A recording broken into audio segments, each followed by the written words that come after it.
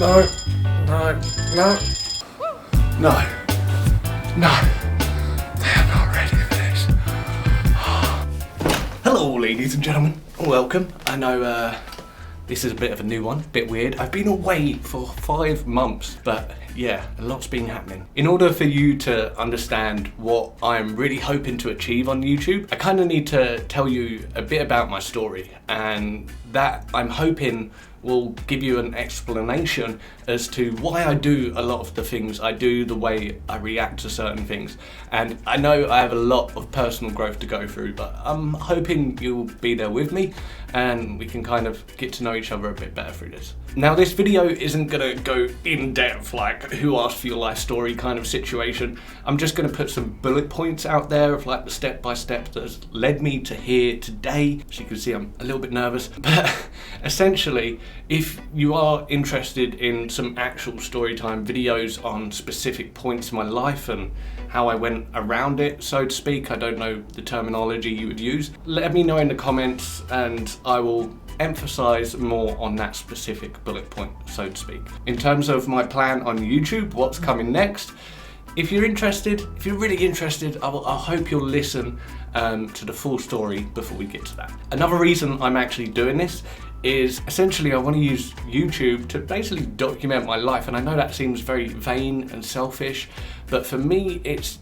the only other place where my life exists. For one example of what I mean is there's no recorded knowledge of my existence in terms of video and things, photos, things like that, until I'm like 18. Below 18, I'm just a ghost in the system. I don't know if I should fast pace this or I'm just gonna go on my flow. This is getting really life story.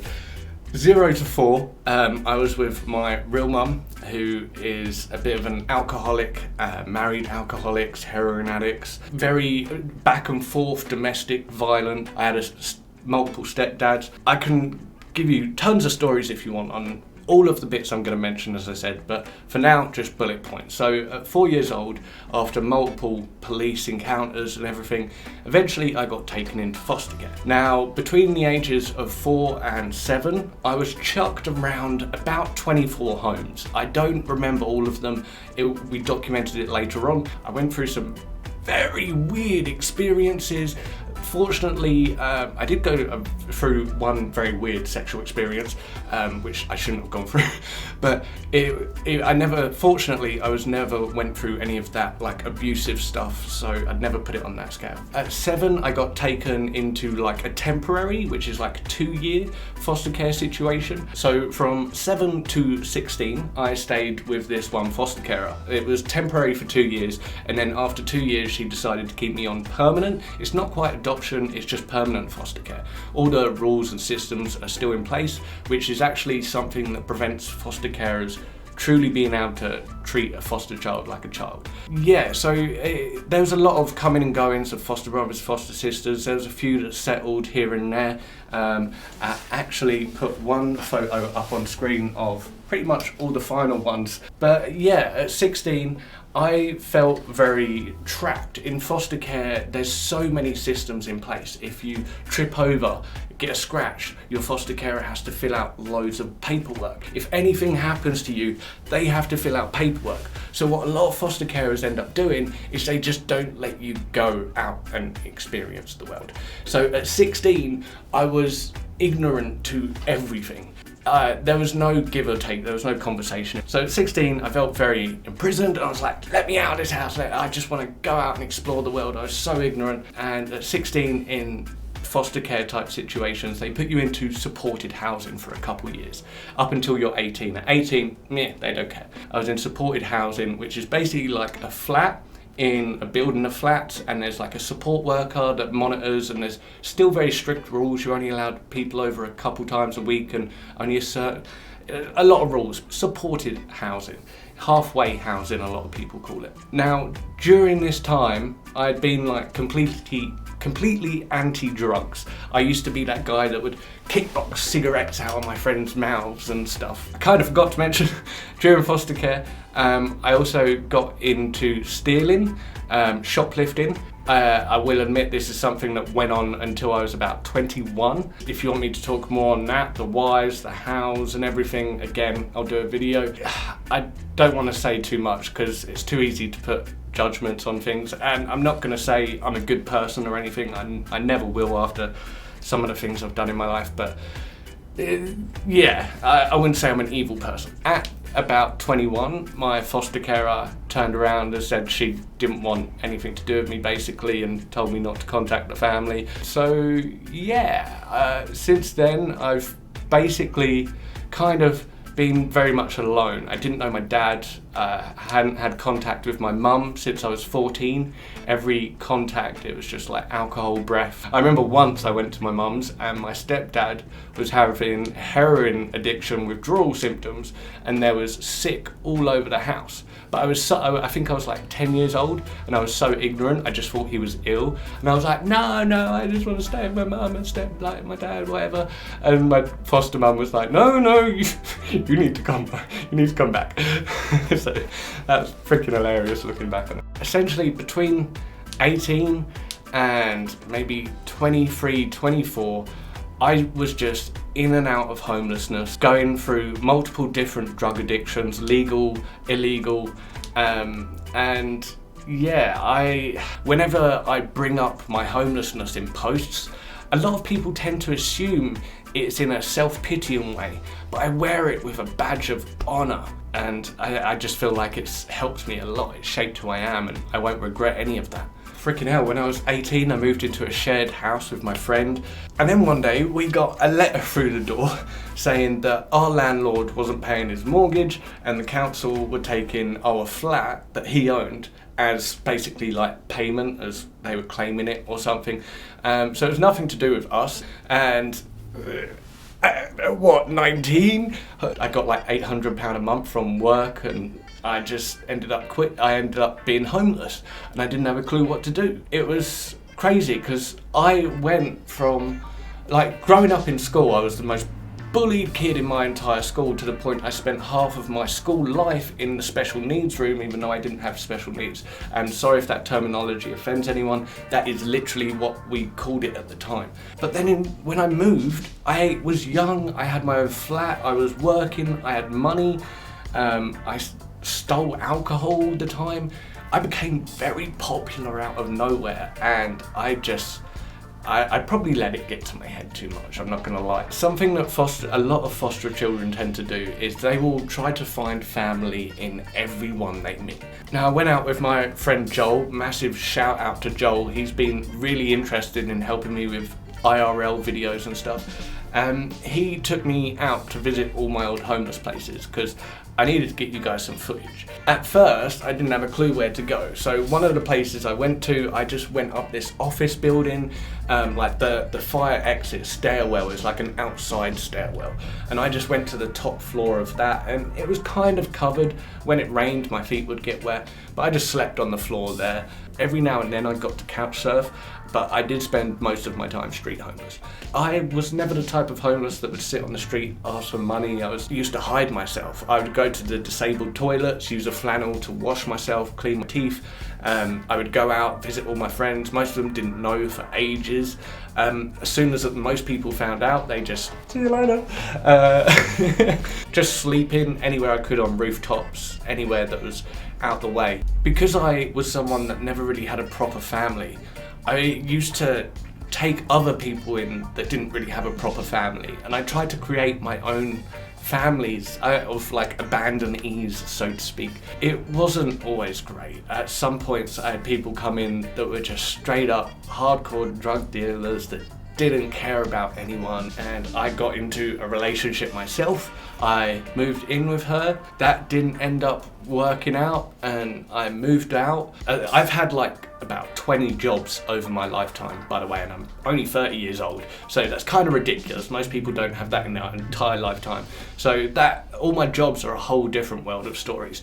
But at the time, I was working in like Tyco Electronics in Whittam, just like a picking, sorting factory. I don't like to use words like depression, but I got really bad there. I'd just be counting all day, like I had to do more. I quit in the middle of the day. My manager had like taken me on as his right-hand man because I've always been very intuitive with jobs when I go in. And he was like, Stephen, why are you quitting like now that you're out? And I was like, I feel like a dream. I can't believe I said this. I said, I feel like a dreamer working in a factory full of robots and I just have to go do something. A month before this, I was so depressed that I had walked in the same shoes and clothes for a month without even thinking. I was so depressed, I was just in pure move survival mode. I'd go squat in this garage and for a month I didn't take my shoes off. I had black gunk in the bottom of my feet from the sweat and dirt that had built up. It was disgusting. I got that sorted out, and then after a month I just realised I just can't do something like this. And he was like, but you're homeless, where are you gonna go? And I was like, I know, but I just have to go do something. At this time, I'd gotten off pretty much all of the drugs and I just smoked weed every now and then. But yeah, I was down the park just having a smoke with a friend, and this group of people next to us, a girl called Casey, just came up to us and was like, you guys seem really lonely. Do you want a hug? Do you want to come smoke with us? I was like, yeah, okay. We went over and sat with them, and I literally met some of the best people I've ever met.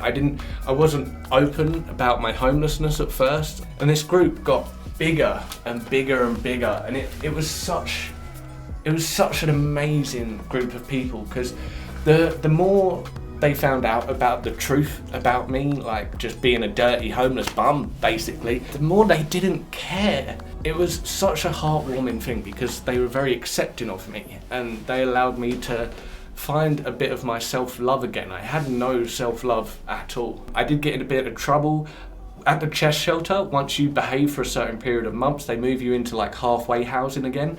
And essentially, I was still doing my parkour training, and I always wanted to be a superhero, and I used to do like ninja training. I'm not gonna lie, I did solid ninja training. And I went garden hopping one day and I found a marijuana plant. So I put it in my backpack and took it home.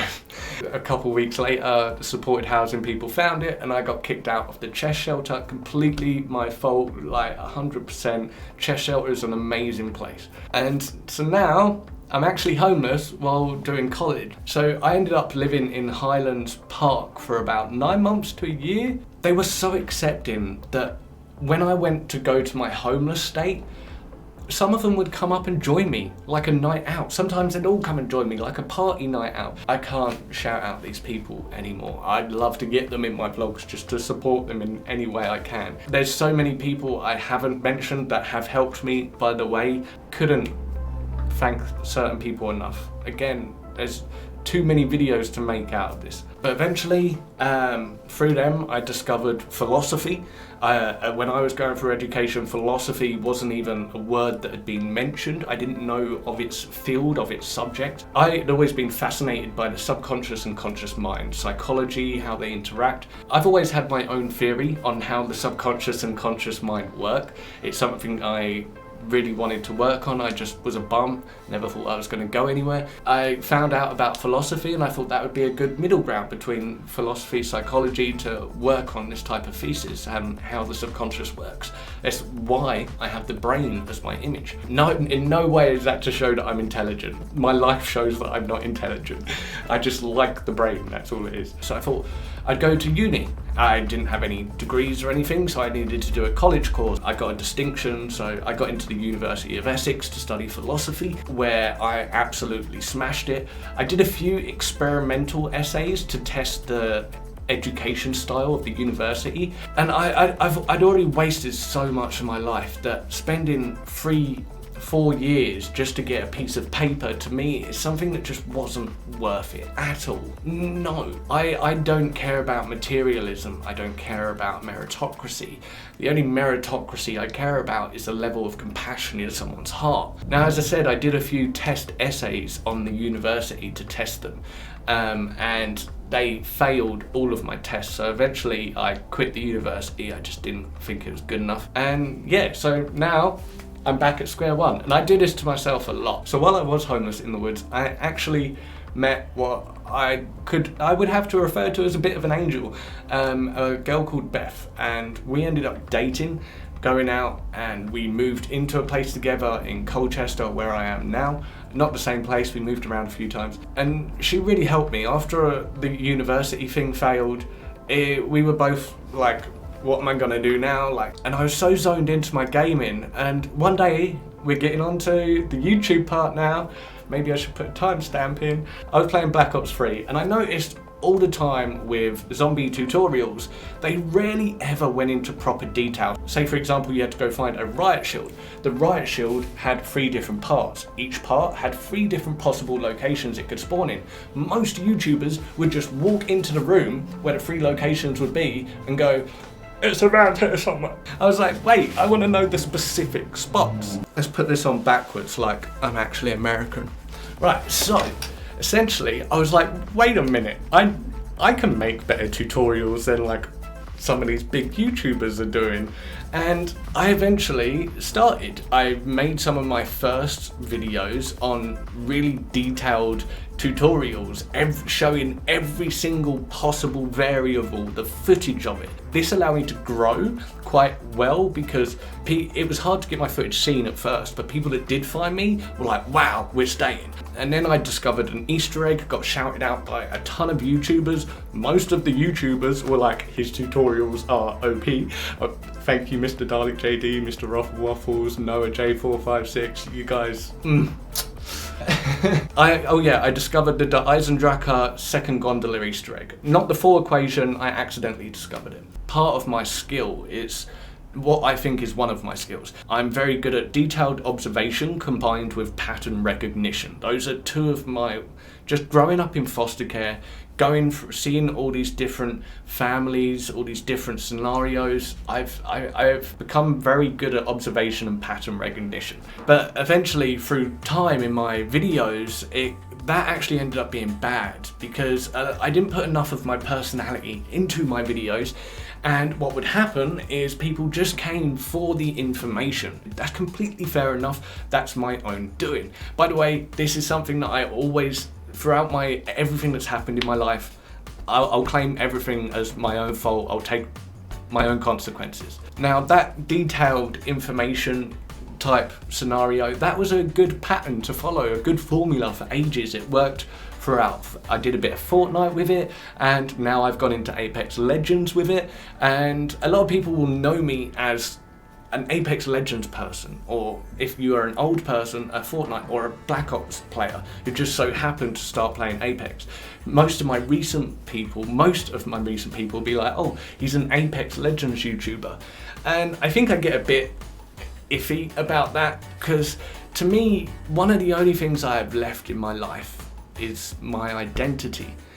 And when people relate it to something else, I'm like, wait, I'm not Apex Legends. But again, that's my own fault. I've done it to myself by constantly uploading Apex Legends. Essentially, from today, I am going to be uploading whatever the fuck I want.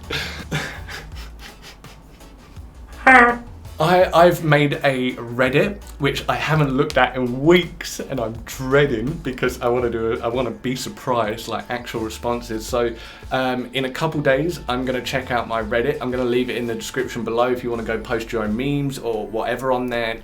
Feel free to take stuff out of this video, like roast me if you want. I love seeing other people's perspectives. Yes, I am going to be doing a little bit of Apex Legends, probably not so much on the tutorial side that I used to do. All my funny moments and stuff, I will still be doing that, but I want to spread that funny moments over a wide span of games. I don't want to specify in one game anymore. It's harmful just for my future career. And I do need to think about that. I really, really want to get into real life videos. I've been reaching out to so many of my old friends, new friends, in terms of doing challenges, vlogs, just being ourselves. And because some of the stuff we used to do was stupid, but I was around before the cameras, before the technology. All the stuff that these crazy YouTubers are doing nowadays, it's like, yeah, we used to do that. We just didn't have a camera. Fuck! We did some stupid fucking shit. Now around, I think it was 23, 22 maybe, I actually found my dad. I never knew him. I didn't know. All I knew was he was American in the army and his name was David Cranback. And so I was like, I can't find a David Cranback anywhere. Honestly, growing up, like as I said, I didn't really have anyone permanent in my life. I was in and out of homelessness. I was alone. When most people end up in a sticky situation, hey mum, I got kicked out my flat, so come live with me for like a year until you sort yourself out. No, once that happens to me, boom, you're on the fucking street. I find it really hard to relate to so many people because I make friends with people and they're like, yeah, I got this fancy car, my mum and dad bought it for me, and I'm like,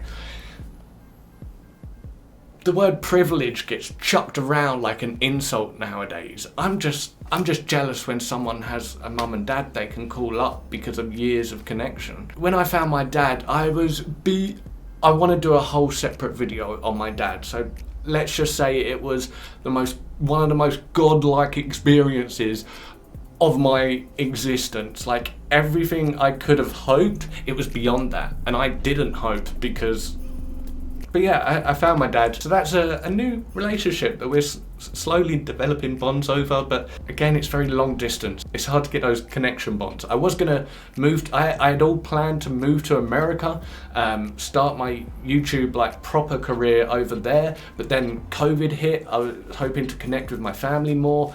Now that's scrapped and basically gonna have to start from square one, which I kind of don't mind. I'm looking forward to. Like, I reckon this video is gonna get barely 5,000 views, to be honest. Like, and the people that do watch this to this point, you're real OGs. I like the idea that even 2,000 people would have been watching. I used to fantasize about doing speeches to crowds of people, and I'd be like 100 people would be amazing. 2,000 people like doing a speech to is fucking ridiculous. Like, I know I almost have 200,000 subscribers. I don't see that. I don't equate that. One of the other things I want to do is I've gotten obsessed with the Hermitcraft crew.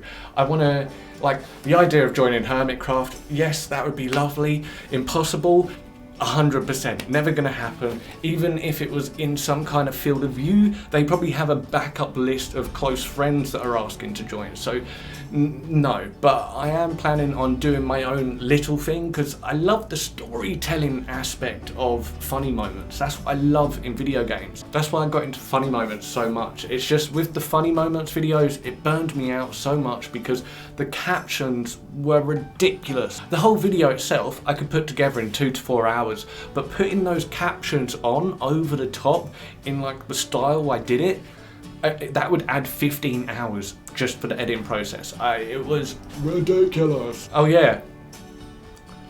And in terms of the tooth thing,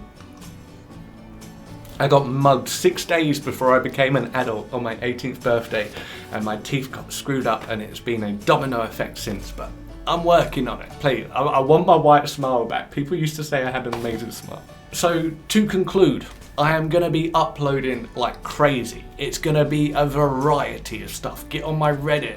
Trust me, I will get Twitter again. I'm just recuperating. I'm gonna be playing a whole lot of different games, including Apex, including Minecraft, loads of different things. I wanna do IRL videos, and I know it's gonna be inconsistent with the types, but it's a learning progress. As I said, I want to be able to look back on this as like memories, and I want to see my personal growth. But I also want to say I am very sorry to any of you that are really genuinely concerned or anything. A lot of my posts I put out as like a very blunt statement to make people aware that I don't think on the same page as the normal person. Like, most people are like, oh, you need to have this plan, you need to do this, you need to work on 9 to 5, and I'm like, I'm the type of guy that would rather go grow my own veg and live in a cabin in the woods. But as I've discovered in the past 5 years, too much of a social person, so unless I had a whole community, that just isn't gonna work out. I've egged this video on in my head for so long. Not gonna be anywhere near what I thought it would be, but I just want to say I love all of you guys. Like, seriously, every single one of you that you like, you comment, like you watch like the whole video, you look for those little moments. You guys really make this possible. I don't know you, but I love you. Is that weird? I don't know you, but I'm out.